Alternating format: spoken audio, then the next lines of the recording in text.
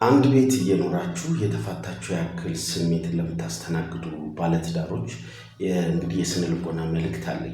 ምክንያቱም ከእናንተ አልፎ ልጆቻችሁ ላይ ተግዳሮት ስለሚኖር በትዳር ውስጥ አብሮ መጠጣት፣ አብሮ መብላት፣ አብሮ መተኛት፣ አብሮ ማሳለፍ፣ ጊዜ መሰጣጠት ትልቁ በትዳር ውስጥ ያለን ደስታ ከሚዳበርበት አንዱ ነው። ነገር ግን አልፎ አልፎ ባለትዳሮች ላይ አብሮ ያለመተኛት፣ አብሮ ያለመብላት፣ አብሮ ያለመጠጣት እንደዚህ አይነት ነገሮች በበርካታ ትዳሮች ላይ እየተንጸባረቀ ይስተዋላል። ምናልባት ጥሩ ቤት መኖር፣ ጥሩ መኪና መንዳት፣ ጥሩ የተሻለ ኑሮ መኖር ምናልባት ይህን የትዳር መንፈስ ሊተካው አይችልም።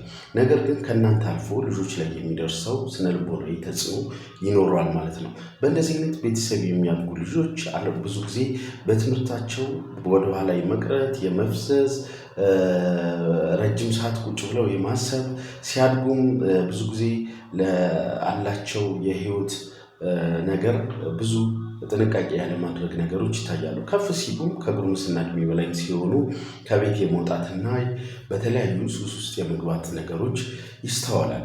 ነገር ግን እንደዚህ አይነት ነገሮች ካሉ ምናልባት በእንደዚህ አይነት መንገድ የምታሳልፉ ባለትዳሮች ካላችሁ በስነ ልቦና ምክር አገልግሎት መፍትሄውን ማግኘት ትችላላችሁ ማለት ነው።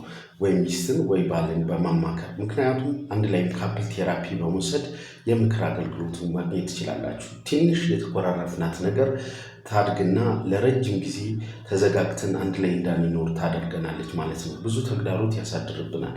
ስለዚህ ይህ ነገር በተለይ መኮራረፍ፣ አለመግባባት ሲፈጠር ውሎ ማደር የለበትም። በትዳር ውስጥ ወዲያውኑ የመፍታት ነገር ይኖራል። ልዩነት እንኳን ቢኖር ልዩነቱን አንችለን እንደ ባልና እንደ ሚስት የምንቀጥለውን የህይወት መንገድ መቀጠል ይቻላል ማለት ነው።